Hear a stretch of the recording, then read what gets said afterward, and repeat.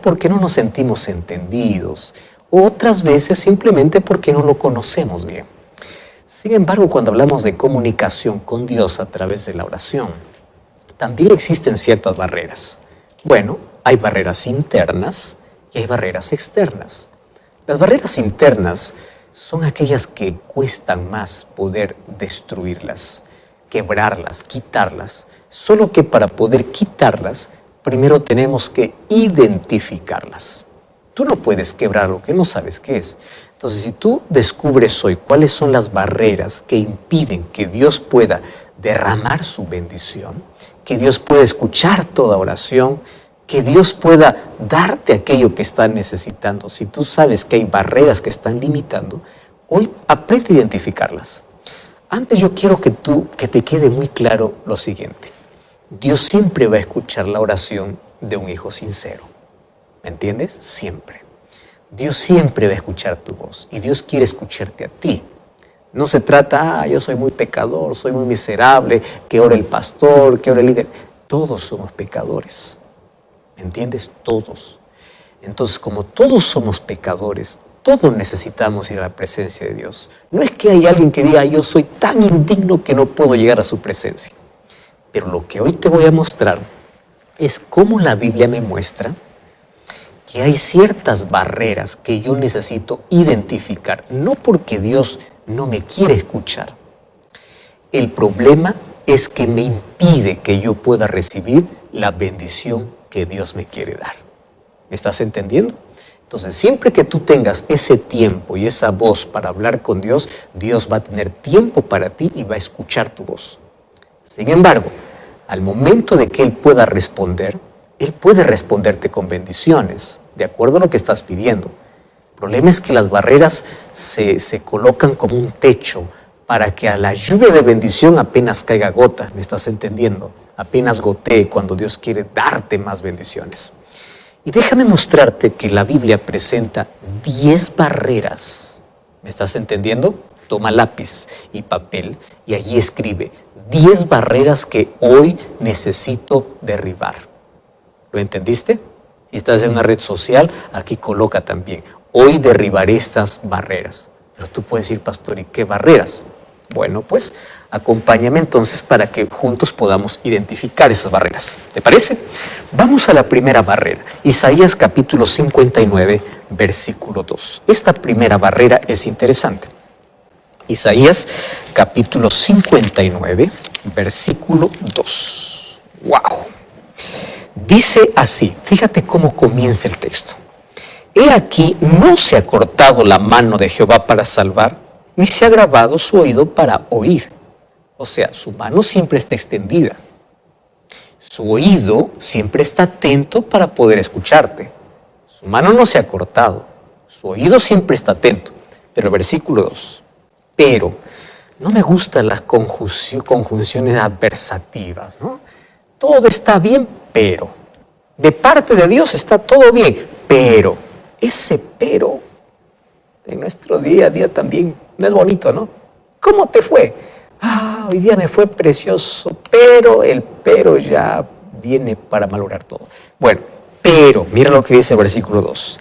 Vuestras iniquidades han hecho división entre vosotros y vuestro Dios. Vuestros pecados han hecho ocultar de vosotros su rostro para no oír. ¿Cómo yo puedo juntar o conciliar estas dos ideas? Porque parecen contradictorias. Versículo 1 dice su mano está extendida. Versículo 1 dice que su oído está atento. Pero el versículo 2 me dice, tus iniquidades han hecho distancia, incluso han hecho ocultar su rostro. Entonces hay muchos que miran ese texto y dicen, pues bueno, entonces Dios no me escucha porque soy tan miserable y pecador. Y hay muchas personas que leen ese texto y dicen, ¿yo para qué voy a orar? Dios no me va a escuchar porque yo soy tan pecador. Y tú comienzas a revisar tu vida y dices, no, para mí Dios no tiene tiempo. Yo prefiero que otro ora por mí. Y uno comienza a transferir su responsabilidad. Y eso es un peligro. Mira, hay cosas que tú no puedes transferir. No puedes. Hay cosas que tú tienes que delegar. Puedes delegar. Pero hay cosas que tú no puedes delegar. Y una de las cosas que no puedes delegar es que alguien ore para que tú no ores. Eso es intransferible, eso no se puede delegar. No es que ora por mí porque yo no puedo orar. No. Si pides que alguien ore por ti, es porque tú también estás orando. ¿Me entendiste? ¿Está claro? Genial. ¿Cómo entendemos entonces este texto? Dios está atento, pero sin embargo nuestras iniquidades han hecho una división. Mira, si es que este texto lo entendemos así, que mis pecados hacen que Dios no me escuche, entonces estamos en un serio problema, porque todos somos pecadores. Quiero que entiendas algo. Para eso te voy a ilustrar. Dice que había una vez un hombre que se le había malogrado la bocina de su auto. Entonces necesitaba de un mecánico. Y el único que él conocía pues estaba allí en la avenida, allí de su ciudad. Así que él no podía bocinar. Él se va hasta la puerta y allí en la puerta encuentra un cartel. Porque la puerta pues obviamente estaba cerrada, no estaba abierta. Y decía el cartel: si usted necesita de mis servicios, toque la bocina. Terrible, ¿no? El pobre había ido porque su bocina estaba malograda, pero ahora para poder entrar, para que puedan solucionar, tenía que tocar la bocina. ¿Y qué bocina va a tocar si estaba malograda? Más o menos eso es lo que está diciendo el texto, ¿no? El texto es, o sea, si tú quieres que Dios te escuche, entonces deja de pecar. Y tú dices, pero ese es el problema, el pecado es mi problema. ¿Cómo conciliar la idea? Préstame atención aquí. El problema aquí no es nuestra naturaleza o que somos pecadores.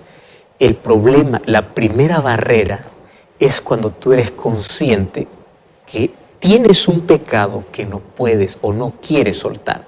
No se trata de no poder, porque lo único que puede es Dios. El asunto es no querer. Eso se llama la barrera del pecado acariciado. ¿Me estás entendiendo? Pecado acariciado. Entonces, ¿qué cosa hace Satanás? Satanás lo que hace es endulzarnos, es tentarnos según nuestra debilidad. Y el problema no es caer en pecado. No te estoy diciendo que el pecado no es un problema, es un problema. Pero el problema no es tanto caer en pecado, porque para el problema del pecado, la solución es Cristo.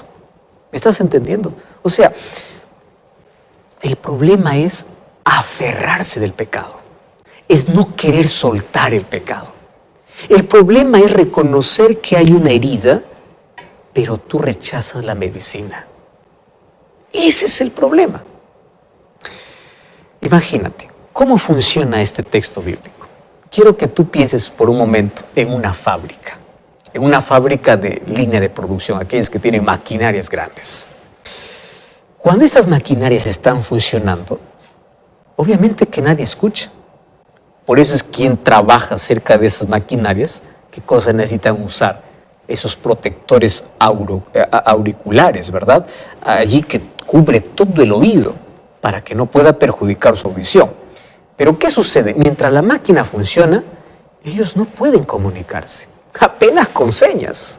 Yo necesito esto y nada más. Pero si tú abres la boca y quieres hablar al otro, no puedes, el ruido es muy alto. Además, el otro está con audífono para poder proteger su audición. Entonces, ¿cómo puedes comunicarte? Más o menos así funcionan los pecados acariciados. Tú quieres comunicar a Dios y Dios quiere escucharte, pero tu pecado es tan alto, no porque eres pecador, el problema es que tú no quieres soltar. Entonces, nuestros pecados acariciados son como aquellas máquinas que producen tanto ruido en nuestra vida y eso interrumpe nuestras oraciones. Y claro, entonces Dios no es que no puede oír, Él puede oír. El problema es que tú sientes que Dios no te escucha porque la maquinaria pesada de pecado está sobre tu oído. Y tú parece que gritas y parece que no te escucha. Ahora entiende, todos somos pecadores. ¿Entiendes? Ahora, el pecado que impide nuestras oraciones es el pecado que eres consciente, pero no es confesado ni abandonado. Te voy a explicar un poquito mejor este asunto para que no quede confuso. No puede ser que hoy día vaya a decir, entonces soy tan pecador, ya no voy a orar. Espera un momento. Espera lo que te voy a decir.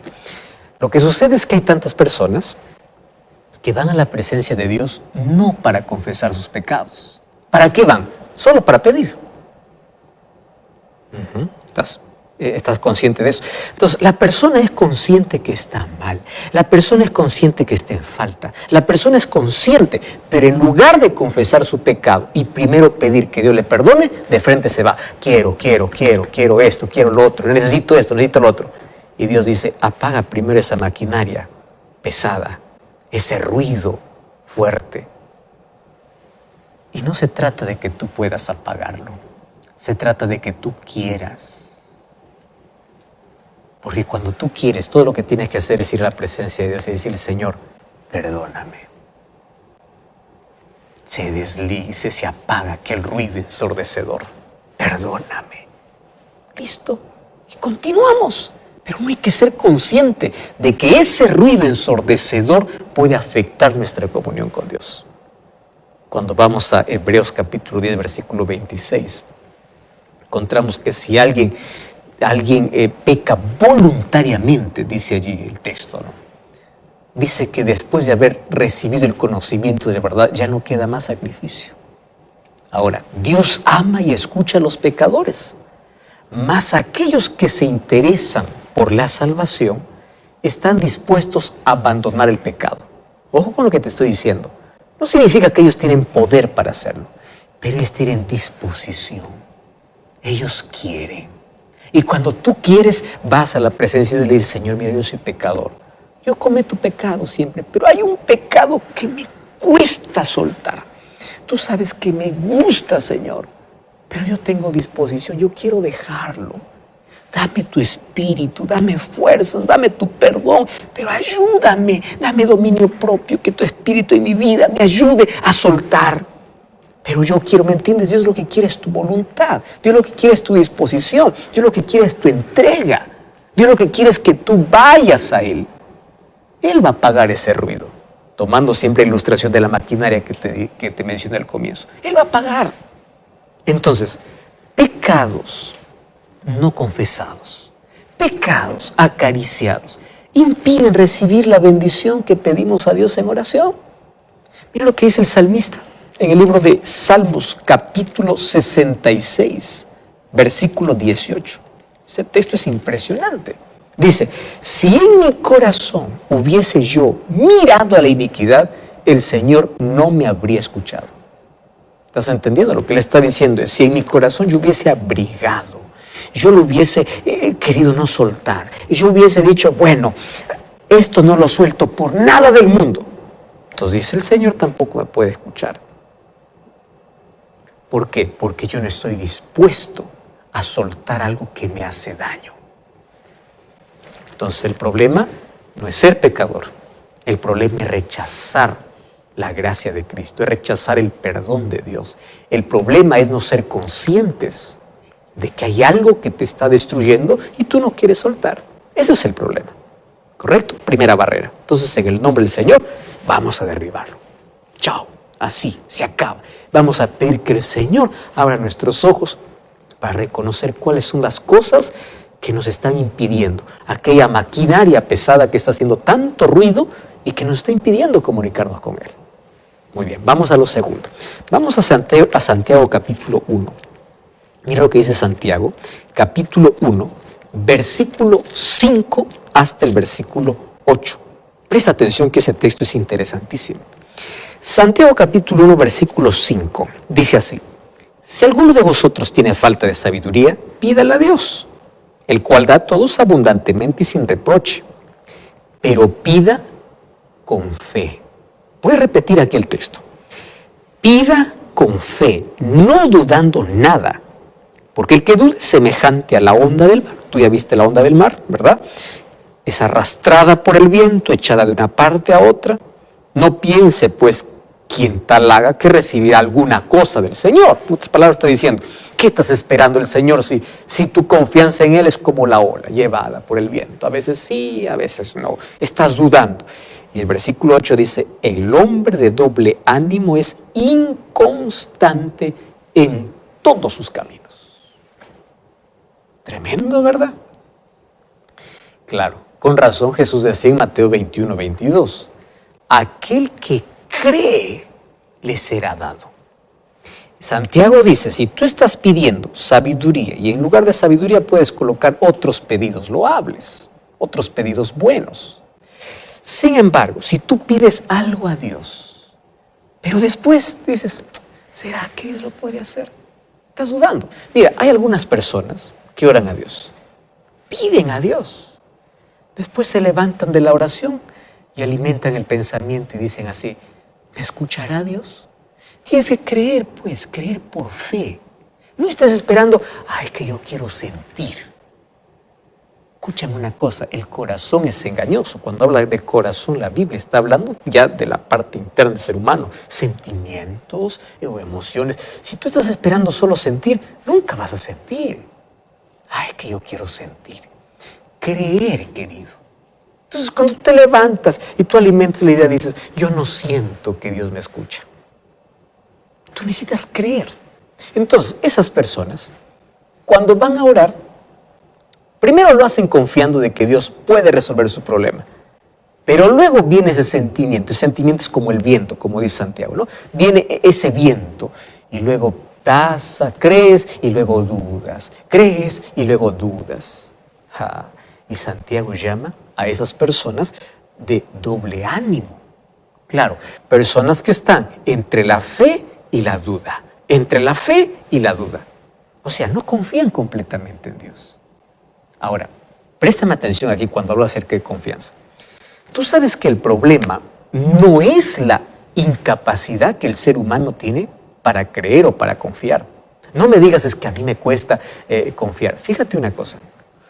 Todos los seres humanos confiamos. Todos, ¿eh? Todos. Confías en un político. ¿Por qué estás casado? Porque confiaste en esa persona que está a tu lado. Aunque después te falle todo, pero tú confías. Por eso. ¿Por qué los bancos prestan dinero? Claro, piden muchos requisitos, pero trabajan en base a confianza. Todos confiamos. Por ejemplo, tú vas al médico, te da una receta. Te pregunto, ¿tú entiendes la receta del médico? ¿Tú entiendes la letra? No entiendes. Esa receta lo llevas a la farmacia. Compras un remedio que ni sabes cómo se llama. Y lo tomas sin cuestionar nada. ¿Estás entendiendo? Sin cuestionar nada. Una receta que el doctor te dio y tú no la entendiste. Tomas lo que la farmacia te da y tú no sabes ni cómo está compuesto, pero lo tomas. ¿Por qué? Porque el médico te dijo. Muy bien. ¿Tú le pediste el título al médico? No. ¿Por qué lo crees? Por fe, pues. Eso se llama confianza.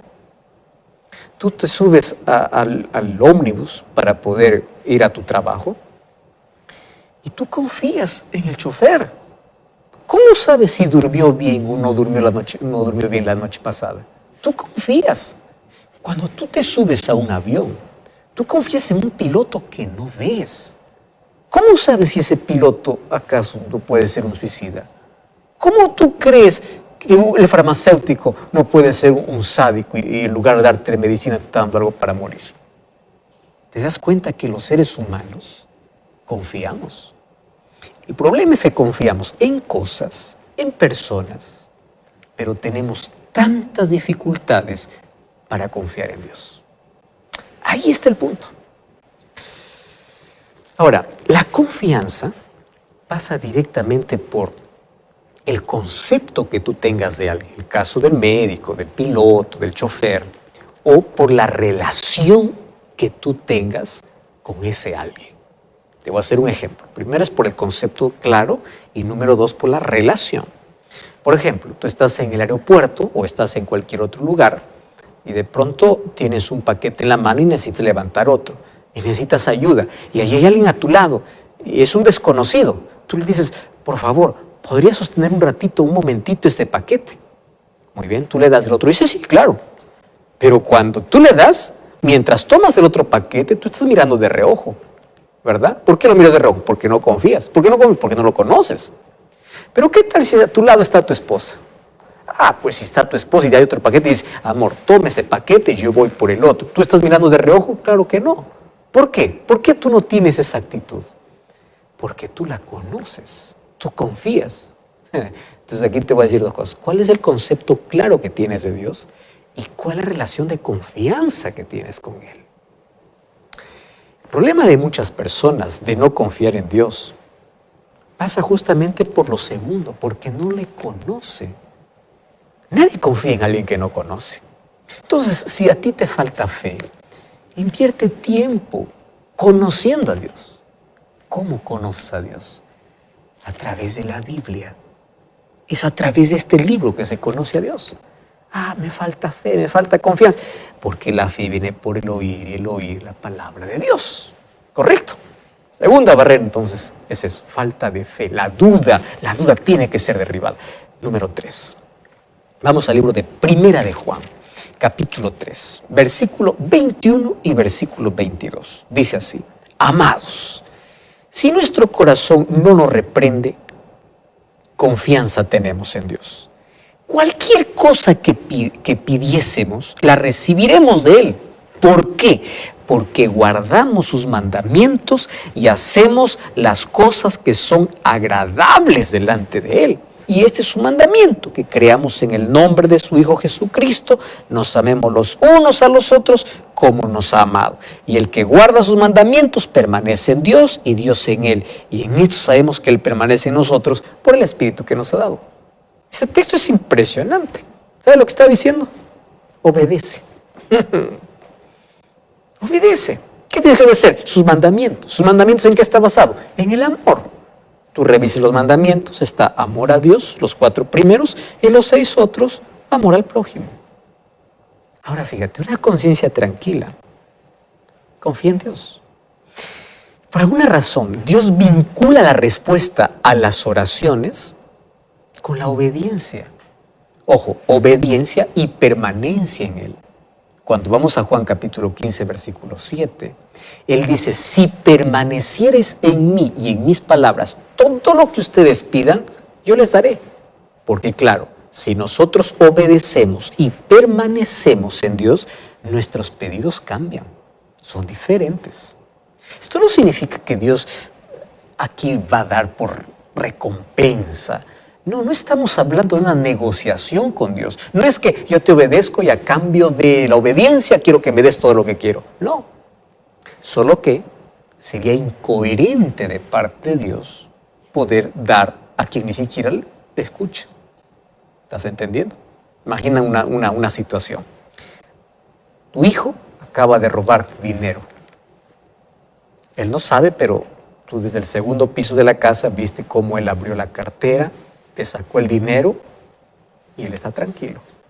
Tú bajas del segundo piso y antes de salir, él, el hijo, allí te pregunta y intenta esconder el dinero allí por detrás del cuerpo, ¿verdad?